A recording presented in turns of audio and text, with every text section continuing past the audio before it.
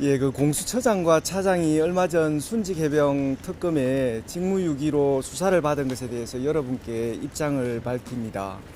공수처장과 차장은 국회가 작년 8월 19일경 공수처에 고발한 공수처 부장검사의 청문회 위정 사건을 그 무렵 사건과 이해관계가 없었던 유일한 부장검사의 부서에 배당하였습니다. 그런데 배당을 받은 부서의 부장검사는 그 사건을 소속 검사에게 배당하지 않고 스스로에게 배당하고 며칠 만에 신속검토 보고서를 작성하여 차장에게 보고한 사실이 있습니다. 그러나 처장과 차장은 이에 따른 어떠한 조치도 승인하거나 처분한 사실이 없습니다. 보고서 제출 후 얼마 되지 않아 사건을 담당한 부장검사가 퇴직한 것이 이 사건의 본질입니다. 위증고발 사건을 순직해병 특검에 이첩하기 전까지 적법 절차에 따라 그리고 원만하게 처리하기 위해 노력하였고 직무유기를 하지 않았음이 이제 명백히 밝혀졌다고 봅니다. 국회가 고발한 사건을 암장하는 것이 말이 되지 않습니다. 그러한 사건의 수사 직무를 유기하여 국가의 기능을 저해하고 국민에게 피해를 야기시킬 구체적 위험이 발생하지 않은 것도 명백합니다.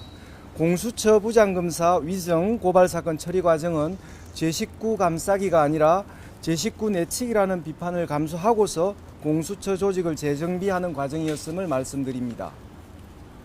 이러한 조직 재정비를 통하여 공수처장은 내란 수사 때 이첩 요청권을 행사할 수 있었습니다. 공수처는 내란 수사에 즉각 착수하고 현직 대통령을 체포 구속함으로써 내란 진압에 이바지하여 국민의 신뢰를 얻은 바 있습니다. 그런데 공수처장과 차장이 직무를 유기하였다는 사실로 입건됨으로써 마치 공수처가 내부 직원에 대한 고발 사건 처리와 관련하여 부적절하게 처리하였다는 듯한 외관이 형성되었습니다. 이로 인하여 국민의 공수처에 대한 신뢰가 약화될 수 있다는 염려에서 소상하게 이 사건 처리 과정을 밝히는 것이 도리라고 생각합니다. 사건 처리와 관련된 주요 경과는 별도 배포 자료를 참조하여 주시길 바랍니다. 사람들이 우리를 신뢰하지 못한다면 우리의 미덕이 무엇이든지 중요하지 않다라고 저도 생각합니다. 내란 수사로 국민께 공수처는 믿을 만한 조직이다라는 신뢰를 구축하였다고 봅니다. 이런 신뢰를 밑천 삼아 공수처는 여러 현안이 되는 수사를 여전히 성실하게 해나가고 있습니다.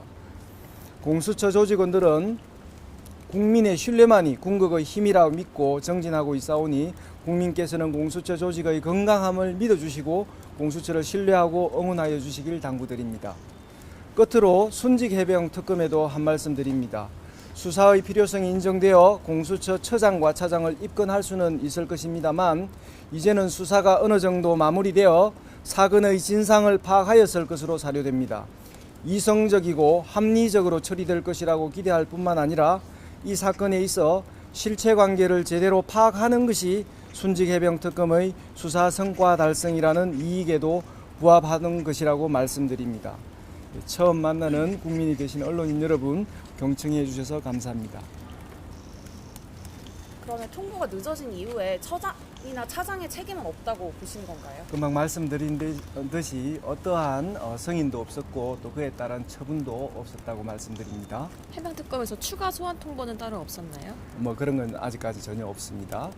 그 내부 상황을 몰랐다면 무능한 거라는 지적에 대해서는 어떻게 보시나요? 제가 금방 발표드린 데 원만하게 조직을 관리하기 위해서 노력하였다라고 말씀드렸습니다. 그 속에 그런 많은 의미가 포함되어 있다라고 말씀드리겠습니다. 궁금한 건 이따가 브리핑 때 물어보시면 말씀드리겠습니다. 이런 부분은 특검에서도 소명을 하신 건가요? 네, 전부 다 소명드렸고 그런 부분에 대해서 자세히 또 구체적인 자료를 들어서 다 말씀드렸습니다. 근데 그 제19 내치기라는 비판도 감수했다고 하셨는데 그건 어떤 의미인지 좀만 더 설명해 주실 수 있을까요? 그런 부분에 대해서 더 엄정하게 사건을 처리하였고 또 어떠한 그 보고서의 내용을 채택하지 않았다는 부분을 좀 강하게 말씀드린 겁니다.